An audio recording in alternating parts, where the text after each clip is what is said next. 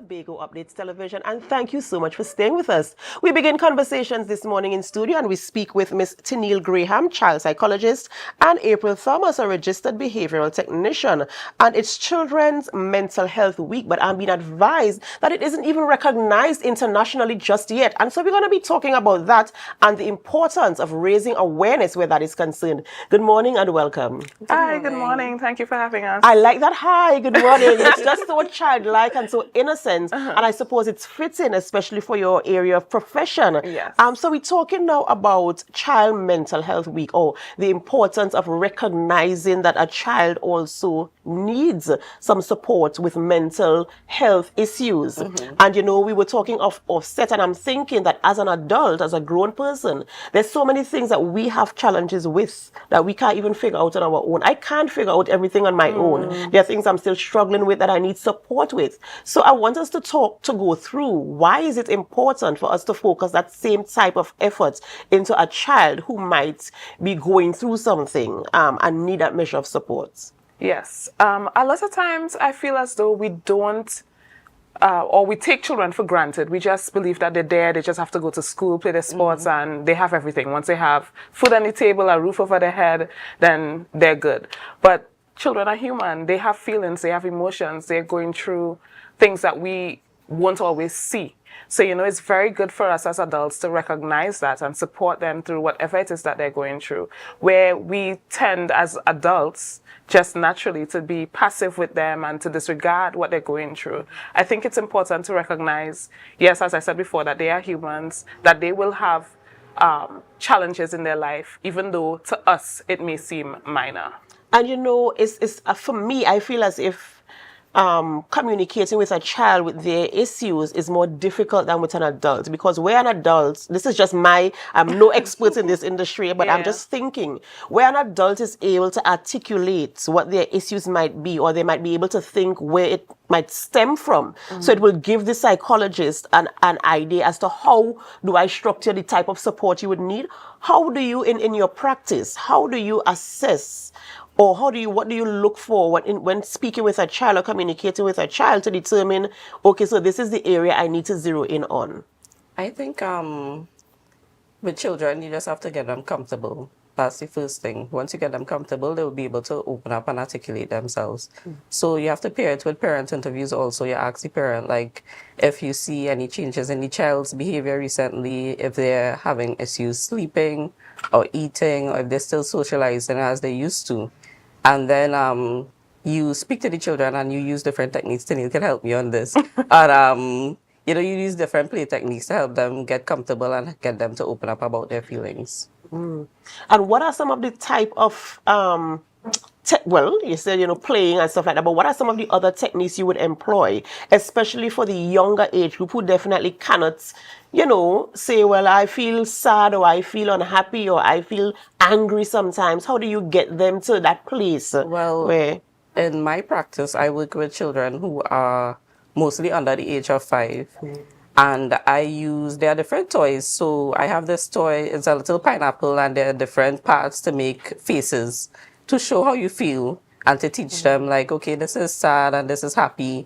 And then there are books that you can use also. And the book show different examples about, okay, when this sort of thing happen, that makes me sad, that makes me happy. And there's also pictures you can have for them, just like little pictures, so that they can see happy face, sad face, whatever. And you can say, okay, so how do you feel? Point out for me, what are you feeling right now? You can also use drawings, you know, ask them to make pictures of what is going on in your life right now. When there's certain things happen, how does it make you feel, or, you know, certain things like that. I think it's, in our field, I think it's important to become creative to help with children. And some may disagree, but for me, I always found it easier to work with children. To me, I always find that children seem or tend to be more honest, in my opinion. Once they come in, once they're comfortable with you, you give them good energy, it's usually reciprocated, and they're like, yeah, well, this is happening. Yes, 100%. So you'll get that from even children, like she said, as young as 5, as 6, 4, and they will say, I don't like when mommy or daddy do this. I don't like when my teacher do this. So Yeah. and they open up quite comfortably. Yeah, because with adults, we tend to be a little bit more guarded. Yes. We want to be private and we don't want Yeah. to let all the cats out of the bags. And hold on to the Precisely. social, That's Yeah. right. The perception. social, and- that's right. So I see where you're coming from Yeah. with that, and it is very, very important in terms of parents. I know it's a private practice that you're operating, but in terms of parents identifying that my child needs support and they bring them to you, how is that measured in terms of, do you think that there are enough people paying attention to the behaviors and the needs of their children and bringing them even for an assessment to go into a program? I do believe that parents are paying attention to the children. Not all, most. I think COVID, funny enough, had a lot of benefits with that. So children were at home with their parents more. So where I was telling my brother recently, I had a case where people said, don't you feel as though over COVID a lot more children were getting diagnosed with this, that, and the other? I said it's because they were spending a lot more time at home with the parents. So the parents were observing the behaviors, realizing that, okay, well, this doesn't seem like typical child behavior, or they seem more withdrawn or more hyper. So maybe it's best I speak to somebody who's a professional. And yeah, that's what tends to happen. My thing is, family is the foundation, the cornerstone of any society. So being able to identify, and not just identify, but invest in the time and to ensure that the child has that measure of support. When you communicate with a child, let's say they come to your practice and you identify whatever they might need support in, how do you find that you can't be in school with them, but a report must come back to you. How do you find they integrate in the school setting, learning the tools and the skills, the keys that you implement when you have communication with them? Well, for me, I mostly work with children who are on the spectrum, right? And their behavior sometimes is affected by their delays. So, like, they would have delays in communication, they might have delays in fine motor skills. So, we teach them, we help them develop these skills. And most times, once they develop their skills, they'll be able to say, well, mommy, I want this or I want that. And then we have to generalize it to home and in school. So we kind of try to equip the parents with the tools to practice the things that we do in therapy at home. And then, well, the teachers would say, okay, well, this one, since they are able to say what they want or what they need, their behavior has changed. So that's how it is. And I'm sitting here having this conversation with the both of you, and as I mentioned when we did the introduction, you said hi. I could feel that you actually enjoy what you do.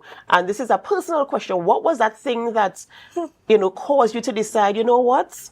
I want to do psychology, but not just psychology. I want to focus on the child. What was the thing that made you think that this was a good idea and that you could add value in this industry?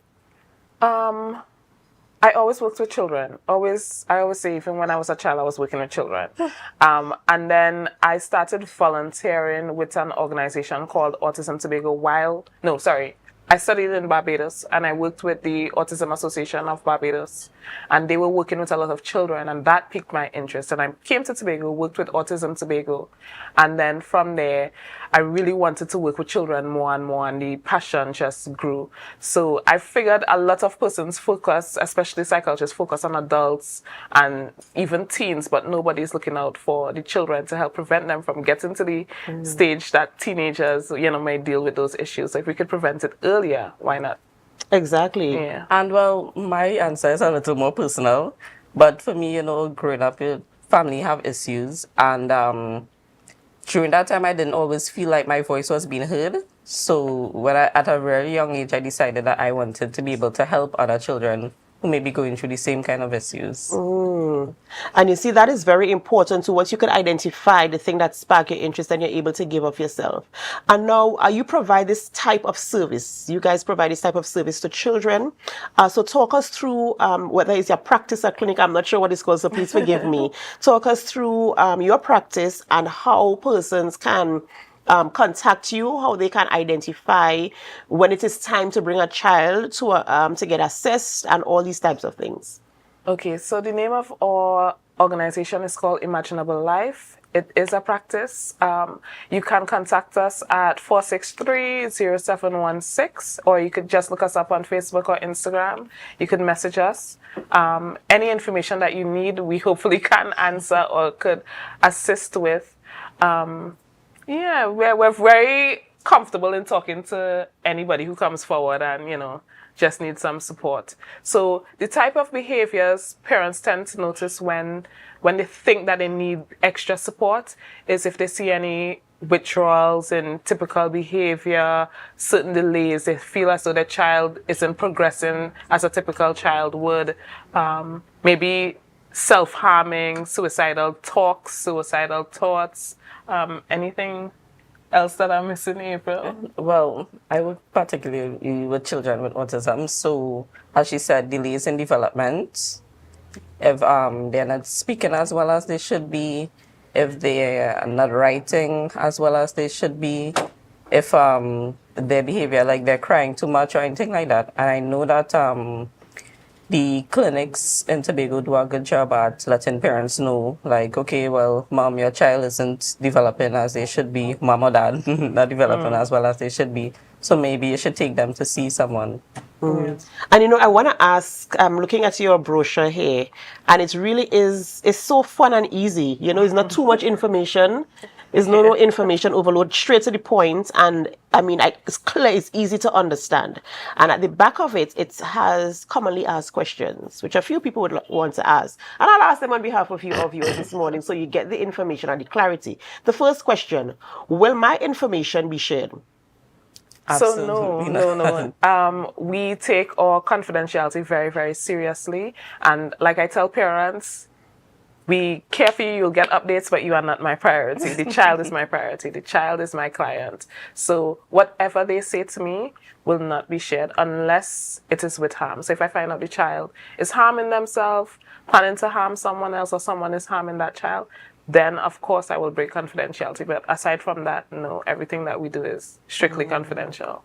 And that is very, very important. You need to have that trust, that level of trust. Exactly. The next question, I am under 18. Do I need my parents' permission?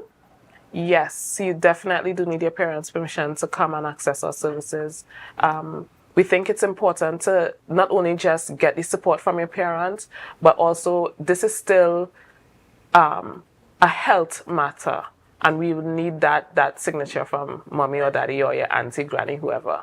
Right. Yeah. And the final question, how many sessions do I need? And I like this question particularly because also in my practice, I'm a communication specialist. I also get the same question. How many sessions do I need? And I know the answer for this, so let's know. We can't say that for you. We can't decide that for you.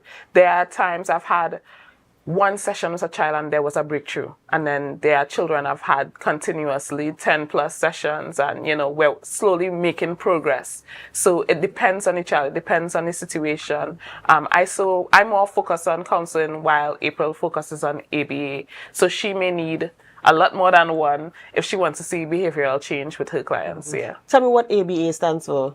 ABA stands for Applied Behavior Analysis, and it's a type of behavior therapy for children. It's very play-based. Yeah. Right. I enjoyed having this conversation with you guys this morning. I felt the energy, and, I really do hope that parents, guardians, whoever is responsible for children, especially obviously 18 and under, that you pay attention to your child's behavior, pay attention to their needs, and of course have them assessed just in case they might need that extra measure of support. If even it's just one session that they might find some measure of breakthrough, let us support them. You too as parents need assistance. And when I was reading the brochure, I saw it says guardians need help with parenting or improving relationships. So it might be important as well for you to ensure that your child is cared for in that type of way. Sometimes you are unable to meet all of their needs. And so the professionals are there at Imaginable Life for the best version of you. Thank you, ladies, so much for coming on this morning and sharing that information with us and bringing the awareness that children also need that type of support where mental health is concerned. Thanks for Ladies, Thank you. of course, a pleasure. Ladies and gentlemen, gentlemen, we spoke this morning with Miss Tyneille Graham and Miss April Thomas as we spoke about Child Mental Health Awareness Week, which is not yet internationally acknowledged, but we will acknowledge it here this morning on set. Before we go to a break, we have one more birthday that we must celebrate today. Yes, there's one more birthday on our rundown, and we want to say happy birthday to Mrs. Bernadette Pinky Allam, celebrating her 80th birthday today. Much love from Lois Leslie and Jackie Dillon. She is indeed royal. Of course, tutor, Tobago's icon of 2024, past principal, teacher, playwright, and dramatist. And she has been a mother and friend to many, many over the years. So we say happy birthday to you, and we do pray that God continues to bless you. But you guys know that before we go to the break, we have to talk about Tobago back in the day. Can you guess what this is, where this is, and what this is about? I hope my producer and my directors have the clip there for you to see. It's back in the day Tobago. Viewers, can you guess where this is? Of course, when we come back from the break, we will determine where it is. All right, they're gonna come with it at some point before I go to the break. I hope you guys know how it happens sometimes on live television. So we're waiting for Tobago back in the day. In the meantime, guys, guess who's in studio? Guess who is in studio, because it's Friday. Mr. Cricket, Marcus Daniel, is here in studio, and he's gonna be talking you through all things sports happening here in Tobago for the weekend and beyond. So you want to stay tuned for all that is happening as well. Don't go anywhere, ladies and gentlemen. If we don't get the back in the day for you, well, perhaps we will get it when we come back from the break. But in the meantime, we have to go for a quick break, and we invite you to help us. Share the live, share the live, share the live. We'll be right back.